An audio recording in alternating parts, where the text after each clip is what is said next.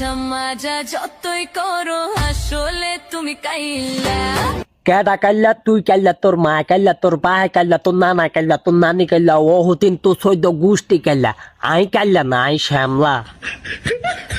তুমি তো আমায় ছেড়ে চলে গেছো অনেক দূরে সুখে আছো শুনলাম আমি ভাসাইয়া আমায় সুরে কতটা যন্ত্রণাময় প্রতি রাত জেগে থাকি তোমার স্মৃতি অন্তরেতে মাঝে মাঝে সাজিয়ে রাখি আমি কেমন পাখি বুকেতে কষ্ট রাখি মুখেতে দেখাই হাসি যেন আমি সুখে নিবাসী।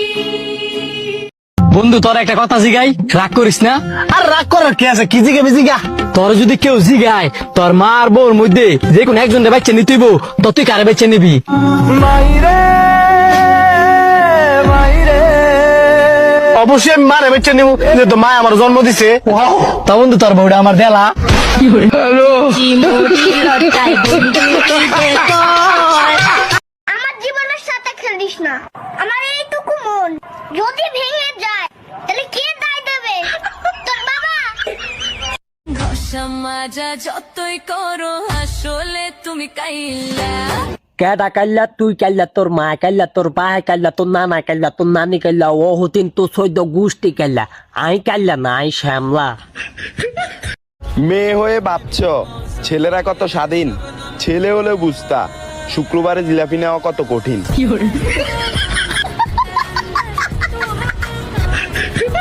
গার্লফ্রেন্ডকে নিয়ে মার্কেট করছি, এটা তেমন কিছু না। গার্লফ্রেন্ড মানেই মাঝে মাঝে মার্কেট করে দেওয়া। এমন সময় এক সাংবাদিক সামনে দাঁড়িয়ে প্রশ্ন করলো, বাবিকে নিয়ে কেনাকাটা কেমন চলছে?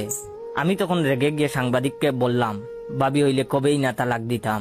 সাংবাদিক আমার উত্তর শুনে মুখের কাছ থেকে মাউথ পিস সরিয়ে নিবে এমন সময় নিজেই উনার হাত থেকে মাউথ পিস কেড়ে নিয়ে বলা শুরু করলাম, ডিয়ার দেশবাসী ভাই ও বোনেরা, গার্লফ্রেন্ড পালা আর হাতি পালা সমান কথা। আব্বার হাত পা ধরে 5,000 টাকা নিয়েছিলাম নিজে মার্কেট করব বলে, কিন্তু গার্লফ্রেন্ডকে কিনে দিতেই 4,000 টাকা শেষ। পায়ের সেরা স্যান্ডেল খুলে ক্যামেরার সামনে গিয়ে ধরে বললাম, এই যে দেখুন আমার স্যান্ডেলের অবস্থা। প্রত্যেক দিন ছিঁড়ে গেলে মুচির কাছে যাই সেলাই করতে। কালকে রাগ করে মুচি বলে দিয়েছে, ভাই দয়া করে তুই আমার স্যান্ডেলটা নিয়ে যা। তাও আর এই স্যান্ডেল আনিস না। গায়ে দেওয়া শার্টের কিছু অংশ উপরের দিকে তুলে ক্যামেরার সামনে ধরে বললাম, এই দেখুন বেল্টের জায়গাতেও রশি দিয়ে বেঁধেছি। অনেকদিন আগে প্যান্টের বেল্ট ছিঁড়ে গেছে, ভেবেছিলাম এবার একটা বেল্ট কিনবো, কিন্তু গার্লফ্রেন্ডকে দিতে দিতেই টাকা শেষ। দোকানদারগুলোর কথা আর কি বলবো, মেয়ে মানুষ নিয়ে দোকানে ঢুকলেই 20 টাকা দামের জিনিস 200 টাকা হয়ে যায়। আরে ভাই, বাংলাদেশে 300 টাকার এনার্জি বাল্ব যদি 200 টাকায় ছাড়ে দিতে পারে কোম্পানি প্রচারের জন্য, তোরা কেন এই গরিব দেশের অবাগা প্রেমিকদের জন্য ছাড় দিবি না?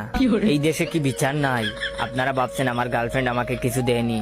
হ্যাঁ দিয়েছে, এই যে শাহ আমানতের লুঙ্গি আর সয়াতের গামছা। গার্লফ্রেন্ড কিনে দেওয়ার সময় কি বলেছে জানেন? গরমের এই সময় বাতাসের প্রবাহ ভালো চলাচল করার জন্য নাকি তার এই ব্যতিক্রমী উপহার। সাথে আরো বলেছে, ওর যদি ক্ষমতা থাকতো তাহলে বাংলাদেশের সকল প্রেমিকাকে বলে দিত তাদের প্রেমিককে লুঙ্গি উপহার দিতে। আরো কিছু বলতে যাব এমন সময় সেই সাংবাদিক আমার পা ধরে বলল, ভাই আপনার দুহাই লাগে, ভাই আমার চাকরিটা খাইয়েন না। যা বলার ইতিমধ্যে লাইভে বলে ফেলেছেন। সাংবাদিকের কথা শুনে কলিজা শুকিয়ে গেল, কারণ আব্বা সারাদিন টিভি দেখে। যদি কোনোভাবে এই সংবাদ দেখে ফেলে তাহলে এবার পিঠের উপরে উঠবে। এর মধ্যে দেখি পকেটে ফোন বেজে উঠলো, বের করে দেখি আব্বার ফোন।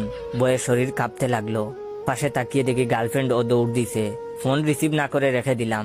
একটু পর দেখি আব্বা মেসেজ দিয়েছে, বাবা আজকে মুখ ফুটে যে সত্য কথা বলেছিস এটা লক্ষ প্রেমিকের মনের কথা। আজ যদি রবীন্দ্রনাথ বেঁচে থাকতো তাহলে নির্ঘাত তোকে নিয়ে কবিতা লিখতো। মন খারাপ করিস না, উনি বেঁচে নেই বলে। তোর মতন সাহস আজ থেকে 20 বছর আগে আমার থাকলে তাহলে প্রত্যেকদিন তোর মায়ের জালি খেতে হতো না। যাই হোক বাবা, আবেগে অনেক কিছু বলে ফেলেছি, তাড়াতাড়ি বাড়ি আয়। বাবার কথা শুনে আবেগে দিলাম লাফ, সাথে সাথে খাট থেকে মেঝেতে পড়ে গেলাম। এতক্ষণ তাইলে আমি স্বপ্ন দেখছিলাম। বন্ধুরা, তোমরা কি বাড়িতে বসে বসে টাকা ইনকাম করতে চাও? হ্যাঁ করতে চাই। তাহলে বাড়ি বেচে দাও।